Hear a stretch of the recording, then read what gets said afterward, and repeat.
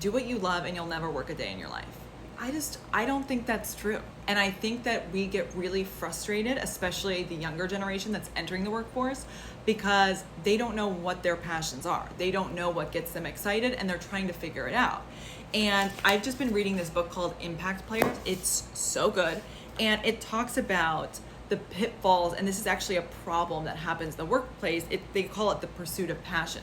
So in this book, they interviewed 180 senior level executives from like Apple, Google, NASA, and they asked them, who are your top performers and why? And they basically made a book about what these people do consistently, and they identified the patterns and talked about them. But one of the things I think that comes up so often is when we're not passionate about what we're doing, we tend to lean back, right? We're like, I don't really want to be doing this, and enter social media. Then if you're scrolling on your phone, you're seeing, there's an influencer buying a house in the Hamptons.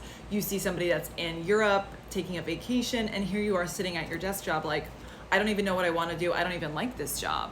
But what they talk about is, and this is part of the truth of working in corporate America, the quicker that you can actually make yourself useful and learn to like what it is that you're doing, the faster you're going to get to, number one, finding out what you do and don't like, and then number two, getting to actually do that in an organization. In this chapter, they talk about this guy, Andrew, who graduated from a top university, and he really wanted to go into leadership and learning, and it was a company that put together these forums, and he really wanted to help put together the programs and do that work. But what they needed was people to go to the programs first, so they put him in a sales position with the trajectory to get to where he wanted to go.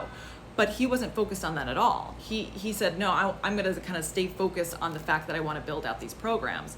And then his boss came to him and they were like, but this is the job right now. We need you to do the sales now.